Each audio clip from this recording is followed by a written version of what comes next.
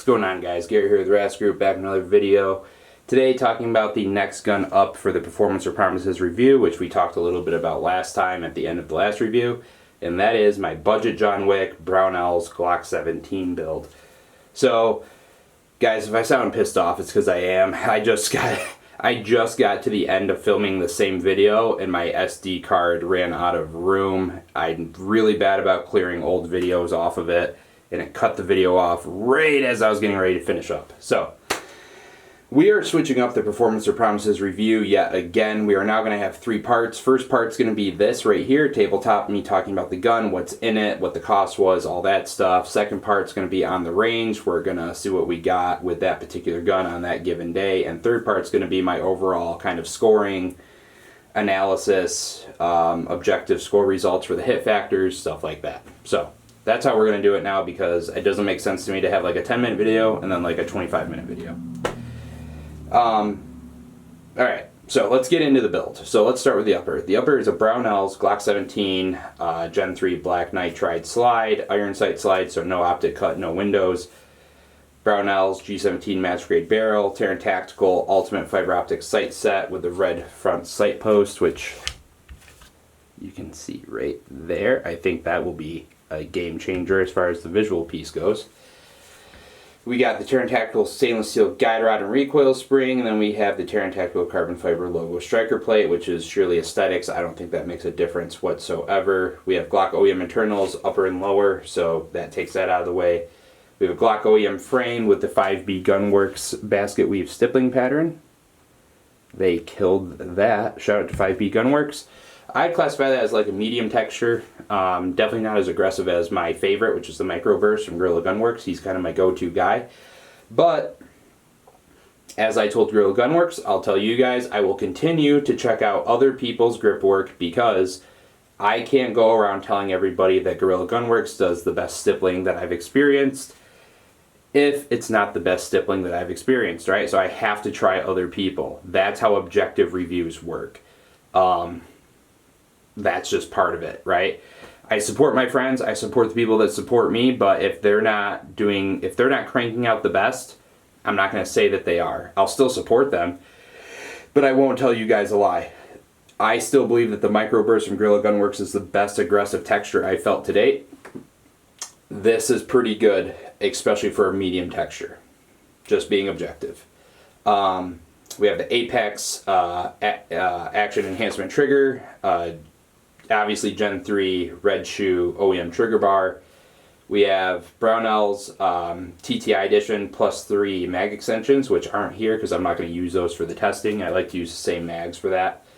Terran Tactical Grandmaster Connector Kit, Terran Tactical full-size carry magwell in, is this gray or black? That is in gray. My note says black, so shame on me. And the Streamlight TLR7 weapon light, because I was kind of going for like a full-size concealed carry gun idea when I first built this gun. That might change again. I don't know. We'll see. I kind of like it. I kind of don't. I don't know. I'm indifferent. The grand total with everything listed is $1,496, so about $1,500, right? Pretty steep. Not really compared to like guns out of the box in modern day, but you get a lot more for that with a lot of the guns that are coming out of the box now, some even less than that price tag. But let me tell you, so this was something that I put together back in the day when a lot of those options really weren't on the market, and we're talking probably 6, 7, maybe even 8 years ago at this point. Like, it was a while. And plus I was just beginning my relationship with Brownell. Shout out to them, use code BOP10 at checkout. That's why I shout them out in every video, is because I do have a working relationship with them. So I support those guys. I talk them up. This will be the first Performance or Promises review I use using a Brownells, essentially a Brownells upper. So you guys are going to know if it's good or bad. We're going to find out together. So in this configuration, I haven't really ran too many rounds. I think I shot maybe 25 rounds through this gun in this configuration back in the day. Then I subsequently moved on. I got into like training with guns, and I found what I liked. I went with it, and now I'm coming back through all these guns that I built over the years and seeing how they perform. Kind of cool in a way. everything comes full circle. So, $1,500. How does that compare to the rough $500 price tag for a Gen 3 OEM 17? I don't know. I don't know if I'm going to get $1,000 more performance out of this gun. I can tell you what I'm already thinking here. I'm going to see a drastic difference in the vision and the grip piece, which we both know are the two most important components when running a handgun, because I have better texturing, I have no finger grooves, I have a better sighting system that allows me to actually like track that red fiber optic much like I would a dot. The trigger is better.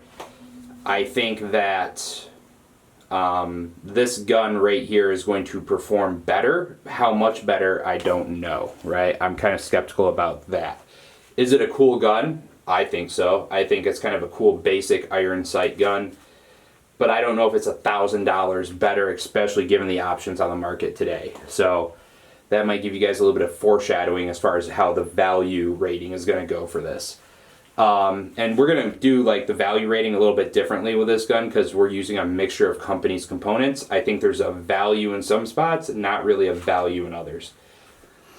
I don't want to spoil it, so we'll leave it at that for right now. Let me toggle down on my notes here. Sorry, guys. I'm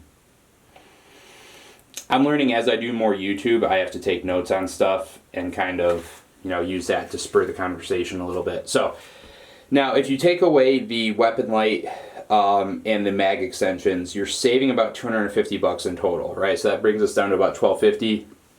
If you take away the stippling and say you did it yourself at home, you took a Dremel, ground off your finger grooves, took a soldering iron, made it look like shit, but gave yourself some texture, now you're sub $1,000, right? So you could effectively hit a relatively reasonable price tag for this project without making that sort of investment. I don't know if I would, because I don't trust myself to, start taking a soldering iron to my gun. At least I didn't used to. I'd probably try it now because I can mess it up and I wouldn't be too concerned.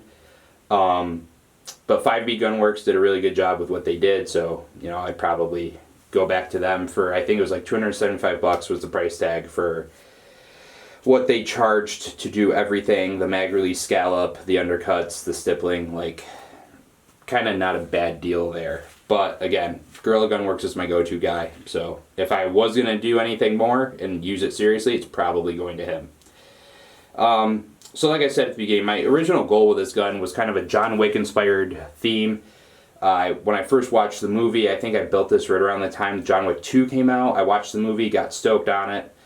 Went to their website, realized that my credit score wasn't even allowed to look at that website, so I backed out. Subsequently tried to make my own budgety version.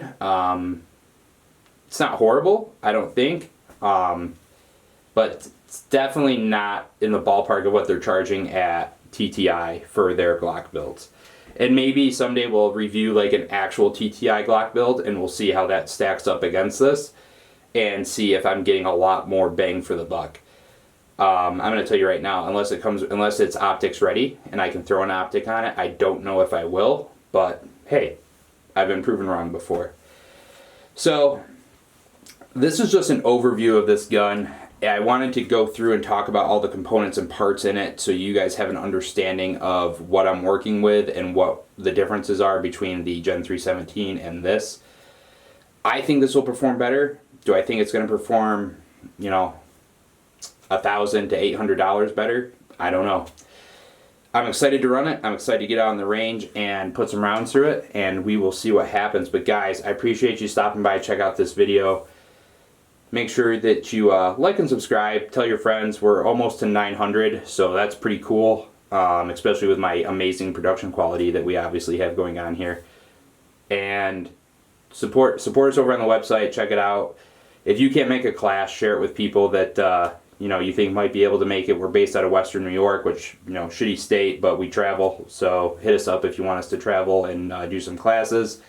Check out the shooting content. Check out the Instagram. Check out all the shit. Right. There's a lot of work that gets poured into all that stuff. So it'd be cool if you guys could check it out, spread the word. That'd be great.